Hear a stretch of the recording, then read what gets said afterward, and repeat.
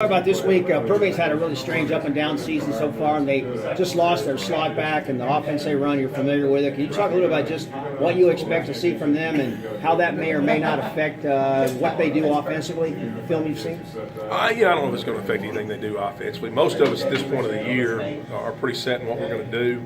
And so I think they'll just have another person in for them. And they do a lot of things very similar to us.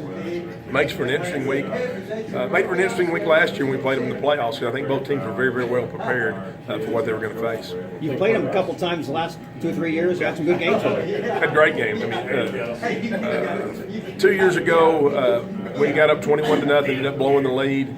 Last year, we took the lead early and held on and won the second round of the playoffs. So we've kind of developed somewhat of a rivalry with them. I think that adds to it, knocking them out of the playoffs last year. I'm sure it does from their standpoint. I think both of us right now just worry about getting in the playoffs, but it does add some excitement. I think on both sides of it, there's going way back even in the '60s, there's a pretty good history between Tascosa and Permian. And, they really got on a win streak for a while, and last year we broke it. And, we're feeling good about this, and we want to see if we can extend our win streak. Well, what's it going to take? Their last two, do you think do you see a desperate Odessa Permian type team? I think we're going to see a very good Odessa Permian team. I think you're going to see a team that really is going to play like their backs against the wall, and I think we'll probably get the best effort. What will it take from your team's standpoint to be able to win a big game against Permian?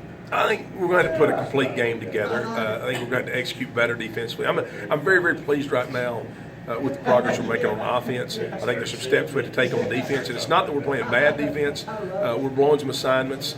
Last week I think we ran into a really good offensive football team. They were able to move the ball, but we're going to put a complete game together.